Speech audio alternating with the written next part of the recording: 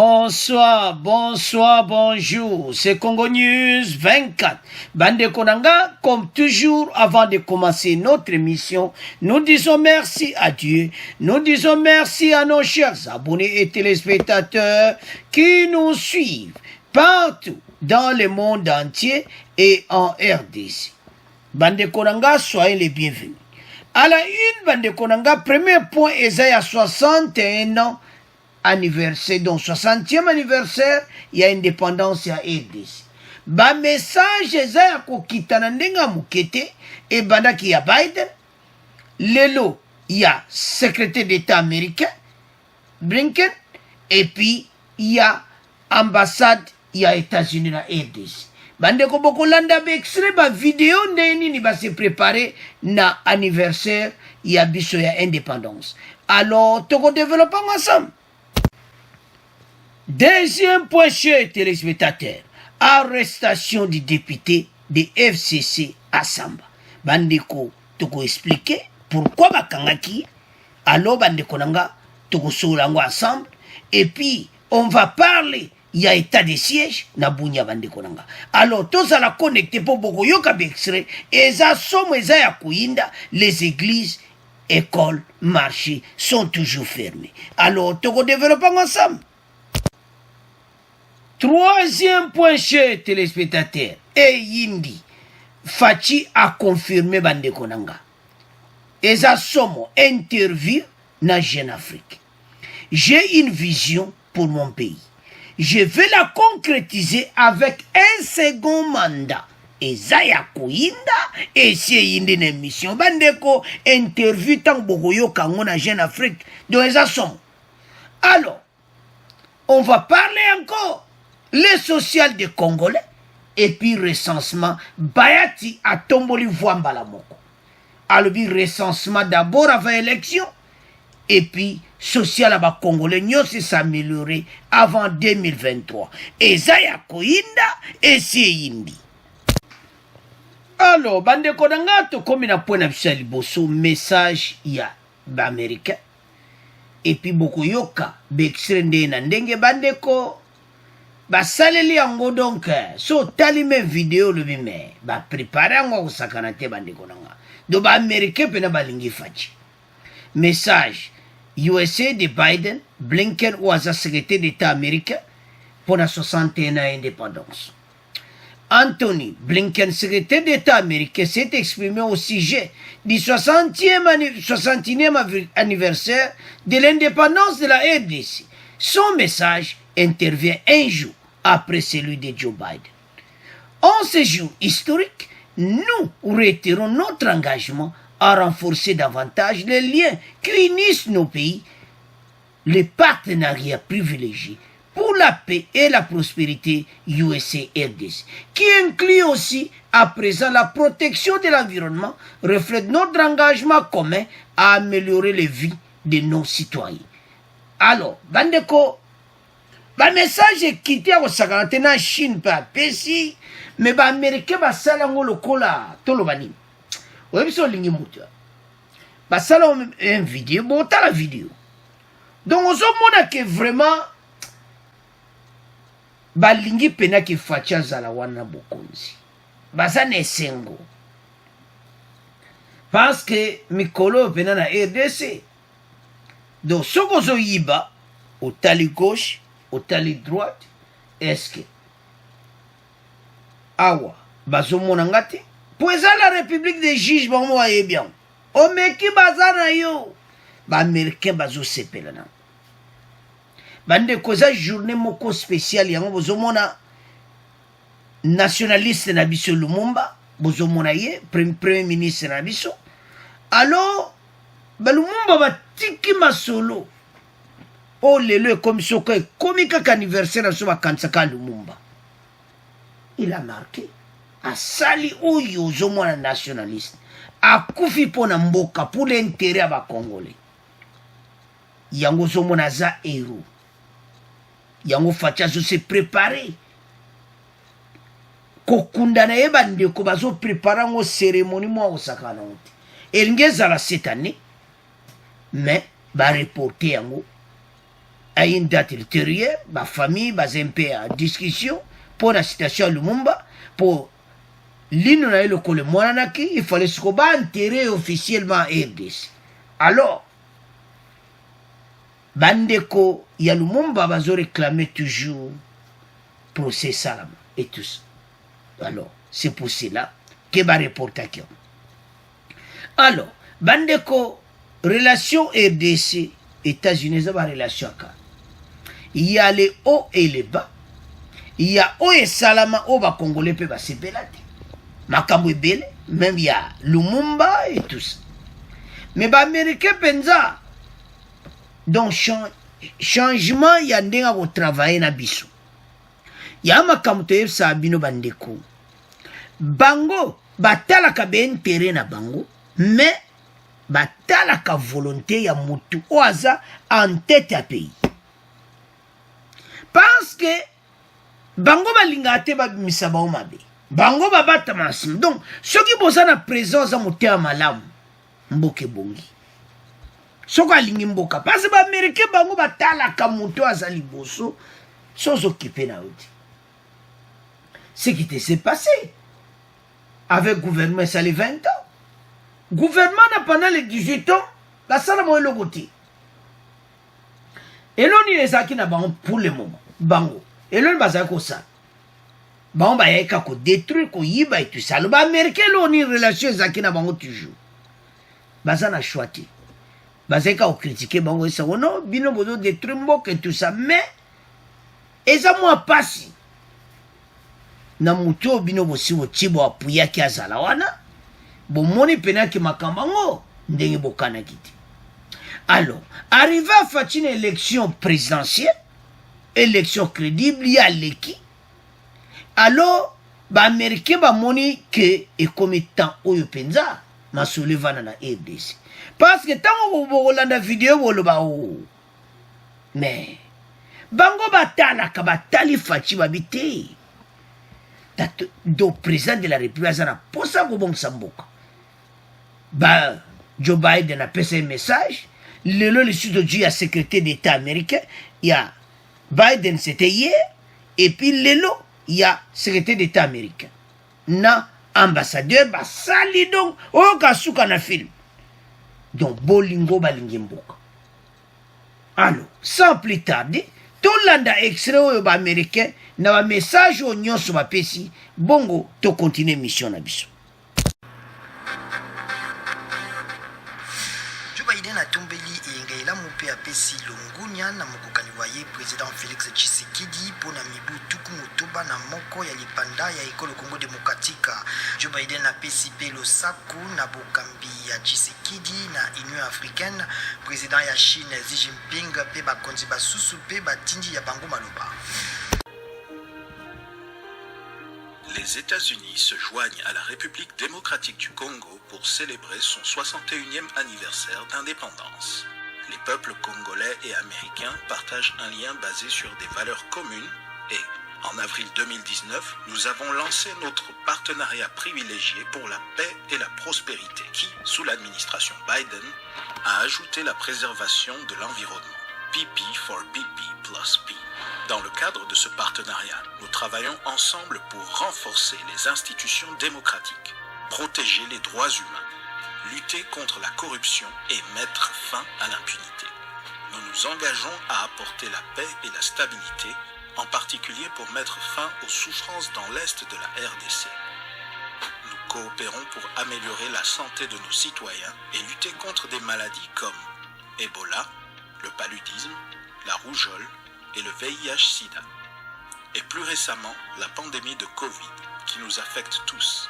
Nous nous efforçons de créer des opportunités économiques, notamment à travers la réintégration de la RDC dans la loi sur la croissance et les opportunités économiques en Afrique, AGOA. Et ensemble, nous protégerons l'environnement et préserverons la forêt tropicale du bassin du Congo pour le bien des communautés locales et du monde. Les États-Unis sont fiers d'être un bon partenaire de la République démocratique du Congo.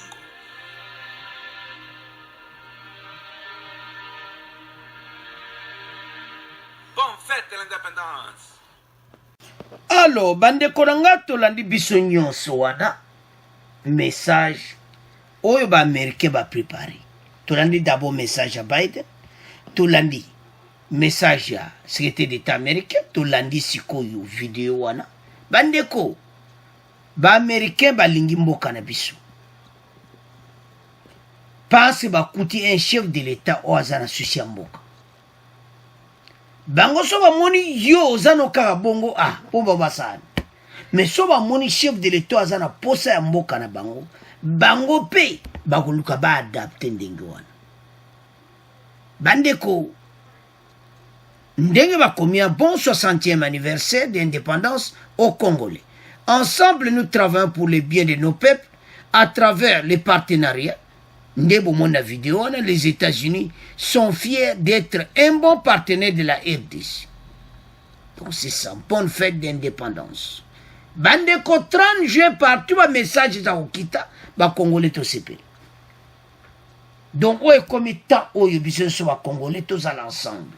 Parce que mboka na biso et sali le 61 na indépendance, mais peuple azako s'en sortir. Ponani bateau tout baleka leka bazana suscité. Alors pour bâtir ces pays et qu'on attend. Depuis l'état colonial, né de prison Makala. Depuis l'état colonial. Mais, baso changer en fatia ina achiba pavillon sika. Mais pourquoi bata kala ba bongsa ta prison on a dit. Kale fatia yé a bongsi prison Makala. Donc bozo mona depuis l'état colonial, to sali sikoyo 61 ans et comme temps oyo mboka échange. Mais, conditions à mon corps, changement de mentalité. Bandeko, pays, et ça pena na bateau, pena ba vendre le pays. Ça pena ko loka et d'ici. Mais tellement que ba prier les amakasi, et aussi mate. Tout ça, on a des impôts. Tout ça, on a pas pour on a tout bandeko, on a pas beaucoup landa, ba pour on a, ou y'a ko landa bolo ba ou. Bandoka Congo ba zebili, balingi mbokoti. Bon, une émission passée. Comment nous allons la contre même bilo à Koulia? Balingi peuple congolais bongati. Ba message ezako kitana ndenga mukiti. Oya Joe Biden salue le leadership du président Félix Tshisekedi Tshilombo. Biden a lobby leadership ya président de la République. Bandeko. Ce balo ba leadership ndena zo gérer mboka. Donc, un bon leader, beaucoup de gens point eleki. Oye azo sala kuna na Nord Kivu, na Ituri. Fachaza malamu, alingi mboka na ye, mais beaucoup de gens point elandi. Voici le message du président américain adressé au chef de l'État à l'occasion de la fête de l'indépendance de la RDC. Message wa tolandi biso nyonso. Bandeko message mo kitoko. Do ba salengo lokolo ndire film. C'est ça. Bien arrangé pour nini balingi chef de l'État. Yonde konanga place aux alliés. Tozana un bon leader. Taba américain bazo benge ke leadership neza kitoko trou. Bazo saluer leadership ya président de la République. Bon Dieu de konangai. Tellement. Tika kolanda ba faux discours, ba tuana tout. Ba aluka ba poste bango moko. Ne fatia yepo nangana yu. Tala président. Aso kanga miyibi. Oja président ya boye wapi na RDC. Ba président bele boyebi. Mais président oyo kutu makamba lara mboka azo batela mbongo ya mboka. Boji président azani makamuto azo ba mbongo tout ça mais azo bongisa mboka lingi makamukutu wana ti. Olieki biso nyonso betele maboko. Voilà musalo zo sala. to soutenir ye.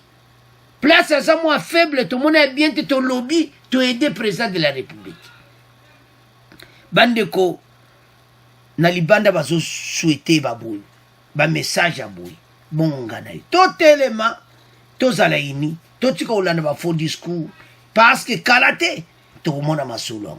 Alors, bandeko nanga, tout comme kena deuxième point. Alors, bandeko nanga, émission na biso deuxième point oyo, eza somme. Arrestation, il y a député à FCC à Samba, et puis Tokoloba sur l'état de siège. Commençons d'abord avec l'état de siège. Les écoles, églises et marchés sont restés fermés à Beni Bandeko Nangai. Parce que, oe salamaki wana, gouvernement, il faut adjoa tundeni bako kangabato. Bandeko boko landa extrait, kamikaze wana, bakutie na ba identité Ugandais. Oya bomaki nzoto ye moko. Boko yoka, tali boele bakuti a panzani déjà, ba service à sécurité, tali nzoto na ye, moni identité Ugandais. Donc, aza Ugandais. Tala bande konanga. Yaozo mona Uganda zana problème sérieux. Yango moni ba yeko coopérer. Soni e salibango. Tali identité mutatie bombe Ugandais. Donc, ADF Ugandais. Donc, et sali Uganda bienti. Museveni azana problème sérieux bande konanga po mutoyo. Oyo obakanga ki wana kamikaze na ceinture Ugandais. Donc, preuve à l'appui que ADF wana la majorité bazaba Ugandais. Donc, Museveni et sali bien te. Et sali kitokote pendenga zawana ndo ezo sali pena baske bandeko tala facha za maele akena bato malembe tango azalaki na mboka na frontière na Uganda na RDC tamba kutanaki basololaki à peu près 2 heures du temps na Museveni. Alors fachi ayebi comment kosolola na bato bande ko diplomatie le kinyonso. Avec la diplomatie, okomona ba resita kusaka na ngote. Yango zomona ke dernier mata bakutana kiwana.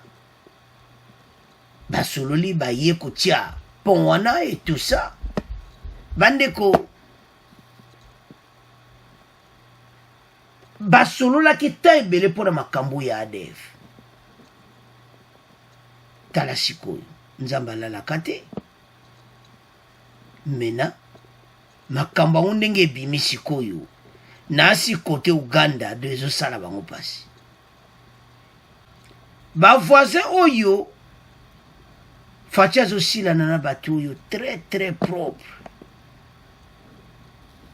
ayebi ndeni ya kotravaille na bato oyo parce que komona ke likama munene ndenge wana esalami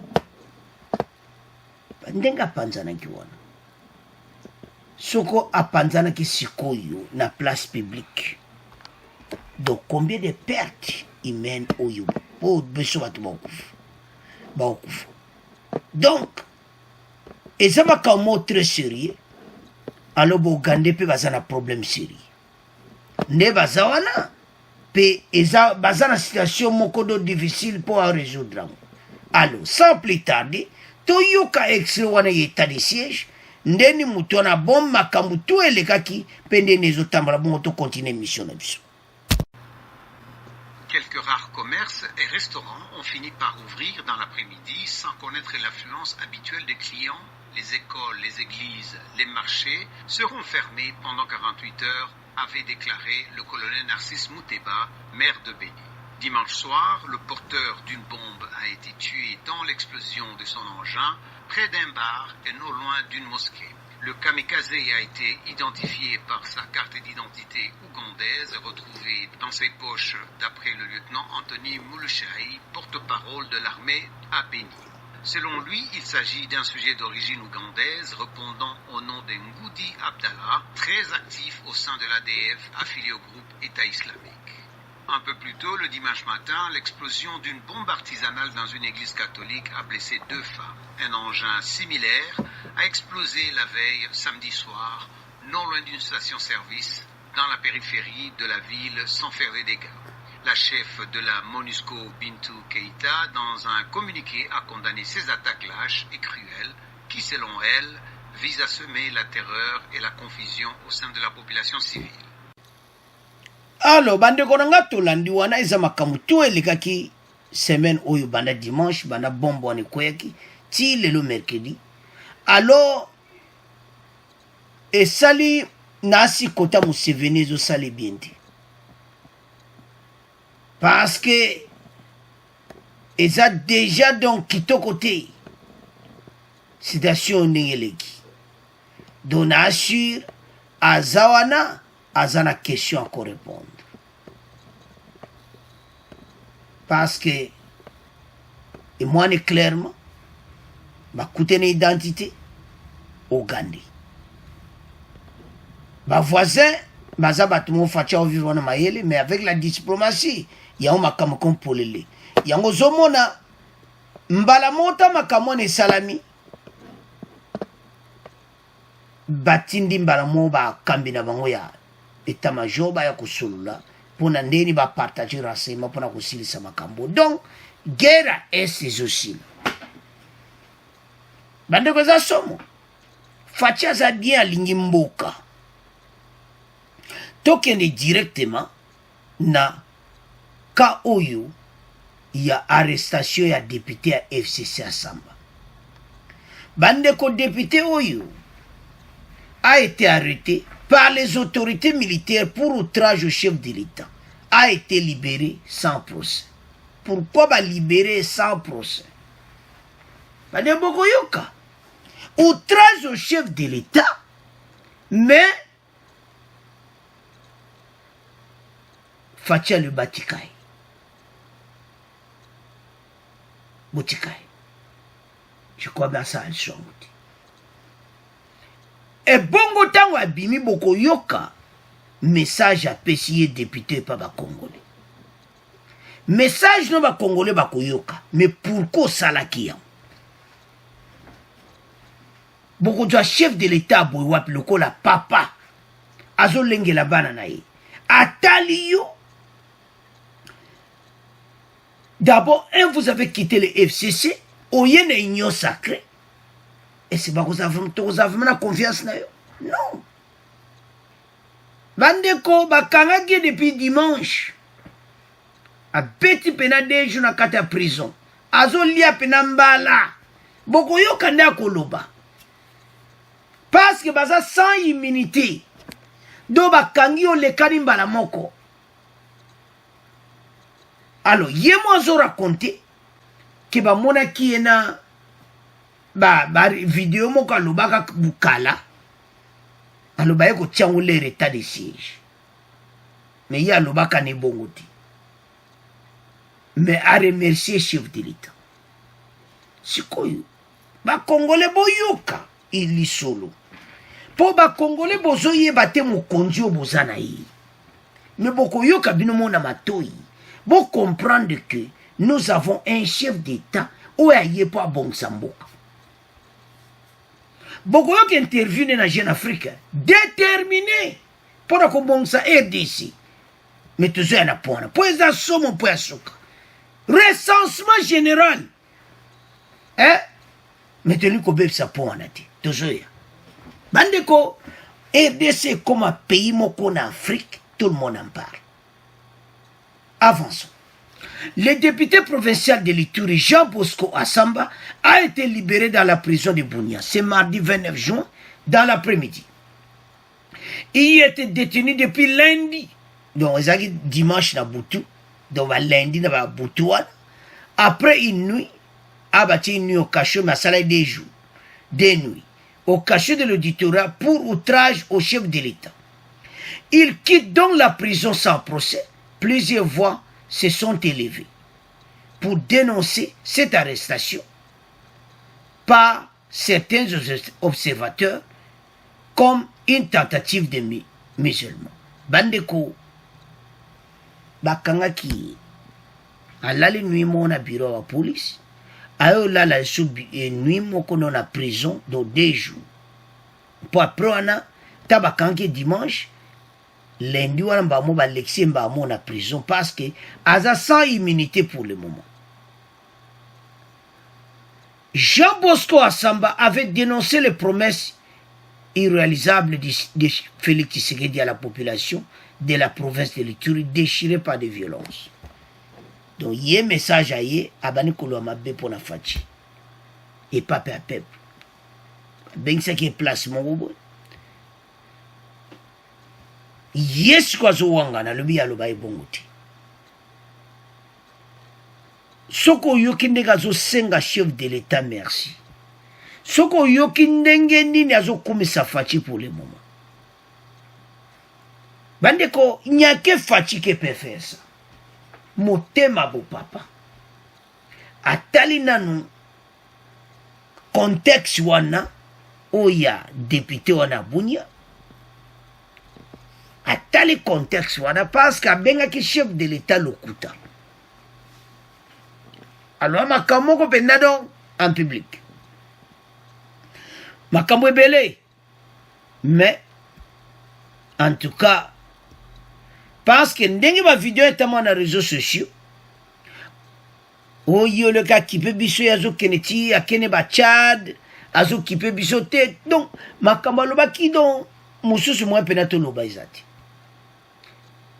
mais ya wangane alobi makambo atu ba baksa ko baksa ya loba kiti mais en tout ça fati atali ba danger bazana ngokuna atali batonde baza frustré ayebisi Kibotikai. Eza kana ye moko. Donc, Botikai. Donc, j'en suis sûr à Osala Molisouti.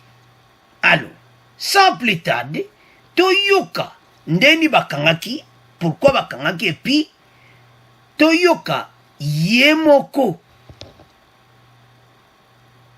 député ya Ituri, Jean Bosco Assamba, bon to continuer mission na biso eza mawa mibeko ya ituka ya Ituri Jean Bosco Assamba atikami nsima na mikolo mibale ya bokangami na boloko ya Bunya na kufundama na kufinga mokonzi ya mboka. Assamba alobi atikami na mitindo ya président Tshisekedi. Oya solo na bimi na boloko bakanga kinga mokolo ya yenga na lali mikolo mibale na boloko bazalaki ko reprocher ngai ke video moko ezalaki ko tourner na tango ya état de siège awa nzoka nde video wana salamaka avant état de siège na sanza ya mine mois d'avril mais muto ya salaki video wana na kobomba na binisi yango na état de siège et botelinga makambo nde pona ngo bakanga kinga na sali ko bibale na boloko na komisi nzambe pe na pesi matondi mingi pa na mokonzi ya mboka Félix Antoine Tshisekedi pote ye mokonde abimisi nga na kati na boloko. En tout cas nazali reconnaissant na ye pe makambo esili boye na zongisili ko mingi penza epa ya président de la république. Kasi video basalaka ele ko nini penza bakangeli yo babi ofingi mokonzi olobaki nini? Na fingaki mokonzi te na lobaki na baninga na ngai ke makambo ba promesse oyo président za ko pesa na kote na biso ya RT ezako umeleza ko kokisama te oyo nde yo kamaki mabena matoi ya bato balandaki nde babalusi yango balobi na fingi mokonzi na kokiko finga mokonzi te nazali mokeli na mbeko. Makambo ngo esalamaki na esika nini ezaki na assemblée provinciale to na esika ni yebise biso non contexte na ezalaki tango babomaki 17 personnes plutôt awa na Ituri bakataki bango kingo na 7 km ya Bunia awa nde société civile nde ebengaki biso badepute na banotable ya ville mpona kotuna soki tokosala eloko nini mpona situation ya insécurité nde ntango tozali kosola tozali kopesa baprogramme ndenge nini tokosala wana mutu moko azali kofilme na biso toyebi te nde akei kobalance video yango ezalaki na ndenge wana ezalaki na réunion ya société civile ezalaki na plénière te. Kasi yo zali moto ya Lingomba FCC ya mokonzi ya kala Joseph Kabila oza mokeli mibeko bozali na bobomba ni moko babengi unité kasi siko makambo esalami yo munyango ndenge nini bato si apesi bino lokumu te tango mokonzi mboka kelaki état de siège biso ba député immunité wana tolo kumu na biso wana babimisaki yango mpona yango nde pesaki nzela bape bakanga ngai sa kotuna na bato mosusu immunité eza te ti état de siège ekosila nde immunité ya badepute ya provincial ya Ituri na ya Nord Kivu ekozonga pour le moment toza na immunité te. Bongo sika makambo lobaki ezalaki ya lokuta to nini oyo mokolo baki na monoko ezalaki considéré lokola makambo ya lokuta nazali na kosepela po te bokonzi ya mboka miso na ye mpe matoi na ye mikolo oyo eza na Ituri mpe pour le moment na ntango ezali kosola aza kaka na este ya mboka teke makambo ya este sikoyo ezali priorité ya chef de l'état. Alors bandeko na nga tolandi wana bokozwa président de la république ya boye wapi na 2028 les Congolais bako manqué chef bako zangi penayi na 2028 Congolais bako kansa kaka fachi bandeko soki to nde to landi kaka yemo député on a donc amoni penake oui fachi aza papa mwana salima be et puis fachi batali contexte oye amonaki nde babomaki bato et tout ça fachi aliboti alibanda oyo to wana eza nini outi na FCC okoti na union sacré oye na makambo wana teyebisa bino ke eza teke mpo outi na o nini oye na union sacré osali mabe baokanga oti okene prison ye kuto na bamiyibi otuba ye kotonda na union sacré bolanda asamba ndenge alobi awuti kobeta mbala donc kuna na prison et surtout que bango tu député à Nord Kivu na Ituri bino nyonso pas d'immunité parlementaire ezati directement prison yemo autolo basali mikolo mibale na prison 2 jours biso linga pas précision. Alors bande korangai alua na yebi amoni munena chef de l'état do yesu kwa kopesa ba message en tout cas tous en président et pas tout utaka kuna bazali kokosa biso bande konanga changement de cœur yonde konanga place oza changement de cœur. Nous avons un président de la République talanan mwana salima beba keba beti fimbo adi fimbo na 2 jours alembala alema biloko na liate na prison 2 jours abi pour na 2 jours na otikile biloko ba position azalena kama mbala wana kuna nano alembala mwa yekubima comprendre bien non non non toto ça va konzi donc tous en président de la République mais ayebi comment ko éduquer batu ayebi komande na otamsa mboka oyo yango bandeko nanga totika kolanda ba distraction inutile oyo zo distribution comme même ça te pas été mais zo boma kutu mboka ba congolais bo fungola miso il est temps biso nyoto zalini au CH autour ya chef de l'état autour ya union sacrée autour ya gouvernement Samba Lukonde mboka na biso changer ba ina détermination. Et puis bakozonga simati muta ko freiner bango azati boko yo ke interview fachi aza déterminé na ndenga muketi. Alors bande wange commettant biso nyonso to landi wana Jean Bosco Asamba yemoko alobi vraiment a remercier chef de l'état Nasir azobeta maboko alobi hey oaza penda mokonzi na biso tozwi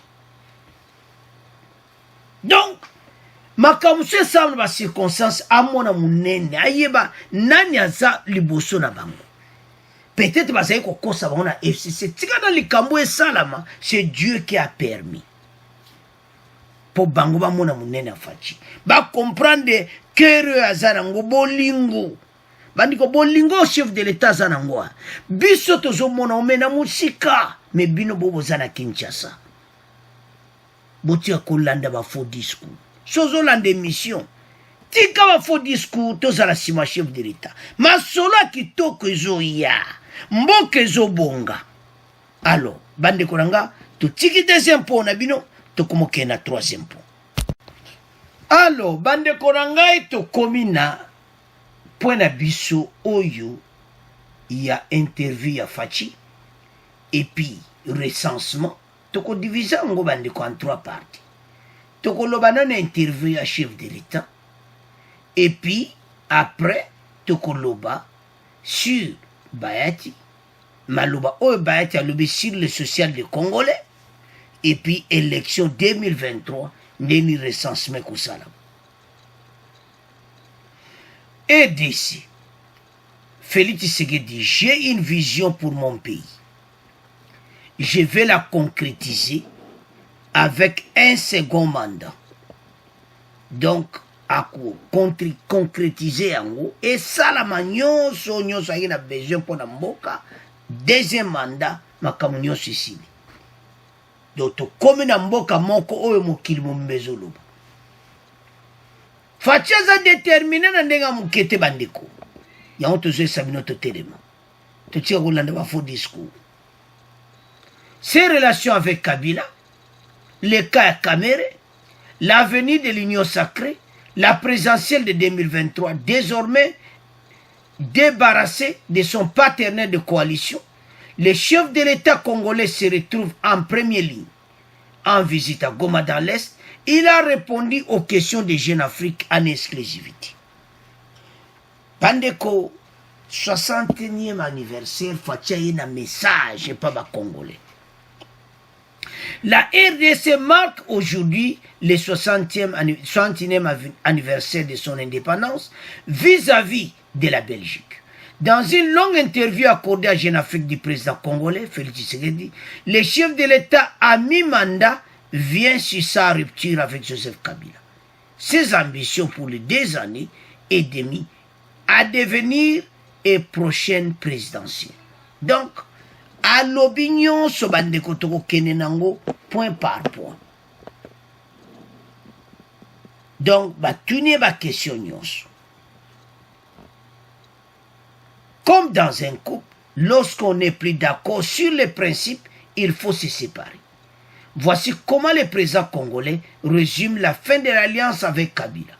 Les 2 hommes conservaient tout de même des relations et seraient appelés à leur anniversaire. Ndengo eleka kina mikolo eleki. Fachi alobi na ibo. Alobi na ba Jeune Afrique. Que maintenant j'ai 58 ans. Et il a confirmé sans détour ses ambitions pour 2023. Il a dit ceci. J'ai le droit de faire 2 mandats. Pourquoi m'arrêterai-je en chemin? Batune sur aux questions. Alors, Moïse Katumbi, Jean-Pierre Bemba, potentiel futur adversaire, s'ils sont membres de l'Union sacrée, Fatia Lobina Jeune Afrique, cela ne me gêne pas absolument. Répond le président congolais, c'est la démocratie. Bandeko mweto tia nyonso izawanati. Ok na Jeune Afrique oko tanga penza. Tout. Donc, à expliquer nyonso. Alors, une question à Kamere. Il y a eu des détournements. Faut-il le bien? À ce qu'il accuse d'avoir cherché à l'écarter de Félix Tshisekedi rétorque, faut-il y a l'ombre d'une discordance entre lui et moi? Alors, bayiba mbongo bungaki. Yé mutazaki en charge. Donc, akene kutumula été côté one. Il y a eu un pour corruption et détournement des fonds. Et puis, bateau nyonso. Oyezo l'Obama. Faut-il le bien justice à sa moussanango. Yango Kamere azakuna na prison. Donc c'est ça. Aïba Kimbongo. donc bajuge oyo basamisaki ye bamonaki ye ayibaki abiesano makambo to ngai na kamere problème abi non eza makambo oyo bambongo ebungi bamoni ye na bamoni ke ya mbongo ebungi bana bapreuve yambakangi ye donc faci kutu kuna mimene makambo ebele tabika ye aza na problème na kamere te bamwe bale baza na problème te problème eza makambo ya corruption avançons bandeko chef de l'état aza ouvert na makambo nyonso ayebisi bango sur la mafia oyo ye moko akuti na est notamment l'état de siège dans l'est un moyen de lutter contre une mafia qui ne dit pas son nom donc eye kaka na EDC kaka boye faci alobi mafia wana ezopesa kutu kombo te baye kaka nango donc ekoti na kati ya mboka na biso au sein de l'armée alors esala ye kitoko te yango wana faci alobi ke moto oyo nyonso bakozwa ye bakanga ye bamilitaire baza kuna bazotambola kuna andeko eza molai to bapo ebele tosoteka mokomoko batuni ya Kagame batuni ye les propos du président rwandais sur le rapport mapping sont considérés comme une maladresse le sujet est clos abi ndenge aza wana sujet wana eza clos ezali bato ya eza etali ete bato ya oni me bamosusu bazolobela ngo ndenge mosusu mais eza makambo ya justice donc makambo wana etali faci te eza makambo ya oni bango baluka nde baadrese yango na rapport wana alors bandeko na ngai eza makambo ebele donc faci alobi faut achange mboka donc il faut transformer RDC faci alobi aza na posa RDC koma mboka oyo mokili donc monde baza kolobela yango naza na mission nali nasala second mandat alors bandeko na ngai solingo otango na molai kende na Jeune Afrique kende kotanga po asawa temps moyen totanga nyonso eza te do faci deuxième mandat mbala moko toyokaka mbala moko kuna bayati alobi recensement tokotiela bino extrait alors alobi lisusu makambo social ya bacongolais mais tobanda na recensement parce que tokotiela bino extrait bokoyoka bayati aza déterminé côté wana élection 2023 Bayati Lukwebo préconise le recensement général comme préalable. S'agissant des préparatifs des élections qui pointent à l'horizon 2023, notre souhait que le moment est venu dégage les moyens conséquents pour leur effectivité et l'organisation préalable du recensement tant attendu, a-t-il souligné, avant d'ajouter qu'il est donc impérieux que le recensement soit organisé en vie et dénombré. Mais avant de continuer, Toyo Kana Bayati, bon, to continuer mission Nabiso. Bienvenue à tous à l'écoute de ce journal. Le président du Sénat se dit vivement préoccupé par la précarité de vie de la population et invite le gouvernement à classer parmi ses priorités l'amélioration du social des Congolais. Dans son discours hier lundi à la clôture de la session parlementaire de mars, Modeste Bahati Lukwebo justifie l'application de la misère, l'amplification de la misère congolaise par l'insécurité à l'Est, l'éruption volcanique de Goma, mais aussi la pandémie au coronavirus. Au chapitre du travail parlementaire, Bahati se félicite du vote de plusieurs lois, dont celle réformant la CENI. Il plaide pour l'organisation des élections générales, en commençant par les élections locales. Modeste Bahati Lukwebo, au micro de Michel Kifindangoy.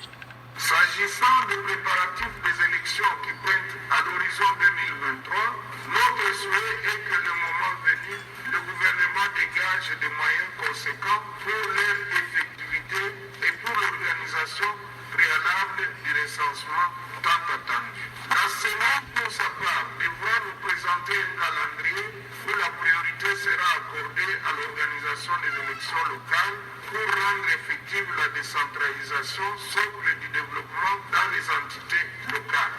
Il ne faut pas que les Congolais se posent toujours la question de savoir pourquoi les processus électoraux n'ont pas abouti à l'organisation des élections locales pourtant prévues dans le calendrier de la CENI. Il faut que nous revenions à la légalité en cette matière. Alors, bande konanga tolandi Bahati. Biso nyonso tolandi. Parce que bandeko recensement est très important. Et puis social va Congolais faut s'améliorer parce que Fachi a déterminé côté wana. Et comme étant Congolais ali ya kitoko. Et comme étant biloko pena na marché OK pena le mais awa ndiye basambwisi ba prix. Donc bako sambwisa pena ba prix. Donc au continent wenze yomo bimo le makambo za. Mettons le na recensement. Mboka na biso tomeka olanda Noël Tchani. Il y a des milliers de Rwandais, Burundais, Ougandais, biso tolobi te bolanda ki biso nyonso Noël Tchani na kati ya RDC. Alors tolingi te parce que mutu mo bazane Congolais te ayeka kofute non et salamaka nulle part. Avant voter faut ça la Congolais. Il faut ba checker bango. Soko za Congolais, oza nationalité, oza originaire d'où. Waneze suma kamwa ba cash te. Bandeko situation oyo il faut penda batu batelema parce que tozana batu plein na kata RDC oyo basaba paya. Mais pour résoudre en haut, ils ont 5 recensement. Ba carte et salama. Ba yeba qui est congolais et qui l'est pas. Parce que bandeko ba bomimbo kanandenge pendant les 18 ans bateau tout ba bomaki mboka. Les infiltrés ba kota ki en cascade. Et bandaki d'abord les ramoser entrer ba koti. Toye ko avancer avec gouvernement Oesali 18 ans. Donc ba koti bene belé na kata mboka. Ozo mono tali gauche, tali droite o ngamutabu. Rwanda, Burundi, Ougandais, Tanzanie. Donc batu ba kota na bango mais batu wana. Il faut toyeba bango qui est congolais et qui l'est pas. Et puis tout ça parmi les pays na évité. Peut-être ça kamboka na biso batu ba tala botala ka. Muta sentir wana bombo bakbo ou a Panzani na Goma. Na je m'excuse. Na Nord Kivu. Ouais, tchaki bom na yewana. Ba kutie na identité Ougandais. Ba voisin bazana ba carte d'identité. Mais RDC Congolais a nomade dans son propre pays. Tout ça n'a pas carte d'identité. Batou yo batamusi mboka pendant plusieurs années. Oh non. On ne peut pas connaître. Donc, on continue boiter. Parce que bandeko non. Pays et qu'on continue boiter. Parce que donc ce qu'on tali congolais oui azotambola azana identité puis toza donc mélanger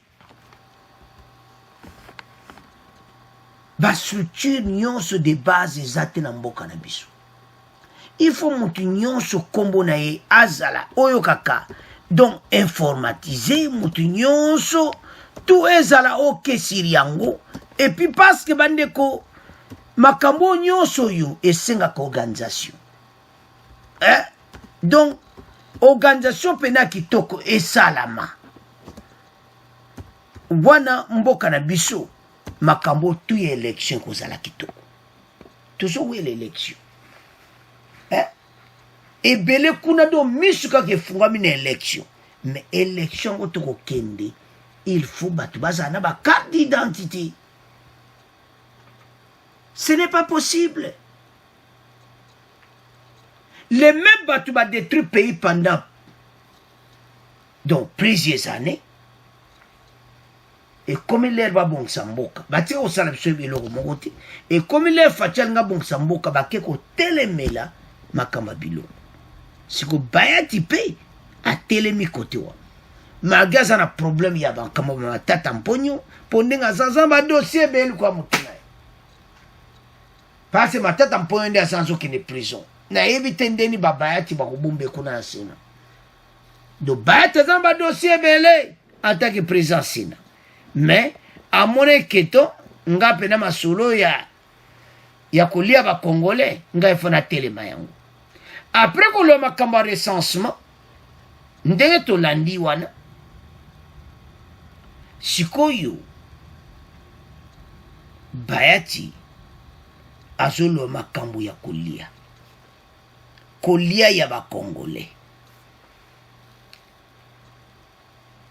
Le président Modeste Bayati dit vivement préoccupé par la précarité des vies de la population. Dans son discours du lundi 28 juin de clôture, Neto Landiwana, de la session parlementaire de mars, il a également invité le gouvernement à classer parmi ses priorités l'amélioration du social des Congolais. Bayati nyonso, bandeko, basi batie ba pri et tirali kaka pa makamu nyonso pa balancer et comme partout ba yokani pri carton ya mpiodi Thomson de bosomona wana $42 et comme $17 soko lingite ozana problème parce que batu ya yuma égal ba maman Olive ba société na bango bazo mona ki ba sa suba bénéfice. Alors maman Olive bosunga kabatu to mona kabino boza ko aider tout ça mais o eza ka o il fallait pe o lo ba la société na mine égal ete batika ndenge bakati makambo sala mabolo et ça, donc, ça peut qui te côté maman Olive, bon aider, parce que ce n'est pas comme ça. Mboka na biso eko continue boité. Gouvernement kati. Mais balingi ekende propre. Ba aussi bango que il faut pas signer procès verbal. Mais yuma azolinga ko signer procès verbal ti.